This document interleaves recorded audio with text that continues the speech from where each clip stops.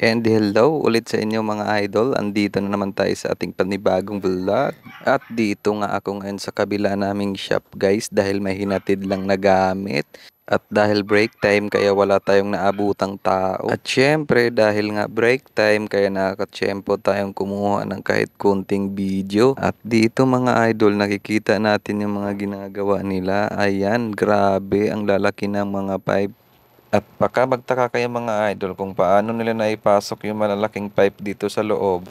Meron tayong makikitang mahabang kadena dito mga idol na nakabitin na tinatawag nilang chain block. Kaya kahit ako nung una mga idol, nagtaka ako mga idol kung paano nila ito naipasok dito sa loob. At dito mga idol, back to work na nga. Dahil may inaantay lang tayong padala pabalik sa shop. Dito nakatsyempo naman tayong kumuha ng video. At dito makikita natin si Boss Wally na nagkakat ng bakal gamit ang acetylene. Grabe ang lupit, ang linis ng gawa. Syempre, isa yan sa mga idol ko. Yun ba walang pasma?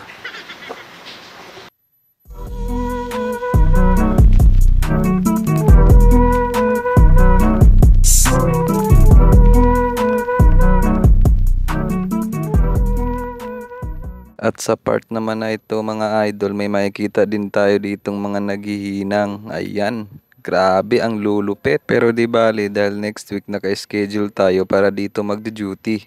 At syempre mga idol, papakilala ko sa inyo yung bishop namin. Yan si Bishop Willie, isa sa mga pinakamalupit dito. At sa part na ito naman mga idol, inabutan nila ako ng welding handle at welding mask. At tinanggap ko naman mga idol kasi syempre naka-duty naman tayo. Kaya dito mga idol, nakasubok din tayong huminang dito sa pinakamalaking pipe.